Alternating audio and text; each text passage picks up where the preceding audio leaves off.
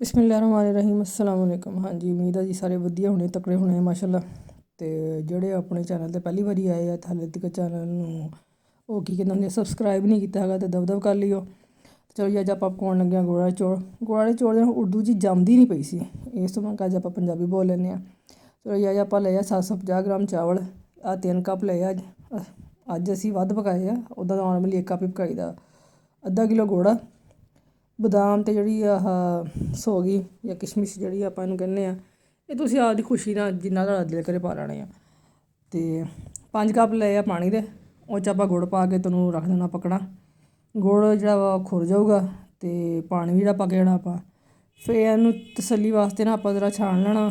ਆਹ ਲਓ, ਸਾਡੇ ਗੁਆਂਢੀਆਂ ਦਾ ਹੁਣ ਕਿਸੇ ਦਾ ਮੋਟਰਸਾਈਕਲ ਰਹਿ ਗਿਆ ਸੀ ਆਉਣ ਵਾਲਾ। ਮੈਂ ਤਾਂ ਕਿਹਾ ਸੀ ਸਾਰੇ ਆ ਕੇ ਟਿਕ ਟੁਕ ਗਏ ਹੋਣੇ ਆ, ਪਰ ਆਹ ਹਾਲੇ ਕੋਈ ਆਉਣ ਵਾਲਾ ਰਹਿੰਦਾ ਸੀਗਾ।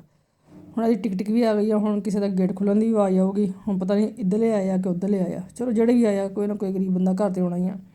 1 ਕੱਪ ਆਪਾਂ ਆਇਲ ਦਾ ਲਿਆ ਵਾ ਅਤੇ 3 ਇਲਾਇਚੀਆਂ ਜਿਹੜੀਆਂ ਮੈਂ ਖੋਲ੍ਹ ਕੇ ਵਿੱਚ ਪਾਤੀਆਂ ਵਾ।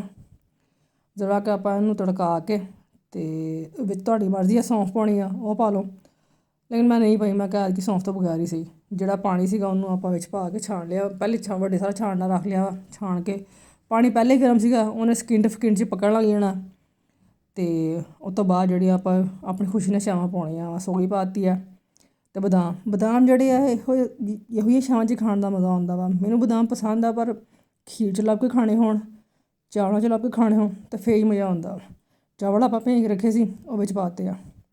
ਬਾਈ ਹੁਣ 10 ਮਿੰਟ ਦਾ ਕੰਮ ਆ, 10-15 ਮਿੰਟ ਦਾ ਚਾਵਲ ਆਪਣੇ ਰੈਡੀ ਹੋ ਜਾਣੇ ਆ ਅਤੇ ਆਪਾਂ ਖਾ ਲੈਣੇ ਆ। ਨਿੱਕੇ ਹੁੰਦੇ ਤੋਂ ਖਾਂਦੇ ਅਸੀਂ ਗੁੜ ਵਾਲੇ ਚਾਵਲ, ਉਹਦਾ ਸਵਾਦ ਹੀ ਨਹੀਂ ਲੱਗਦੇ ਹੁੰਦੇ ਸੀਗੇ।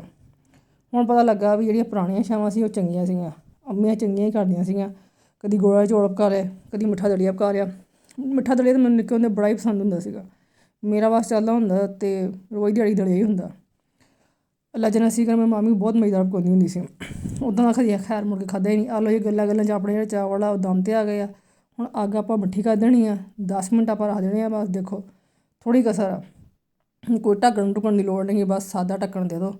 10 ਮਿੰਟ ਬਾਅਦ ਆਪਣੇ ਜਿਹੜੇ ਚਾਵਲ ਆ ਨਾ ਗੁੜ ਵਾਲੇ ਉਹ ਰੈਡੀ ਹੋ ਜਾਣੇ ਆ।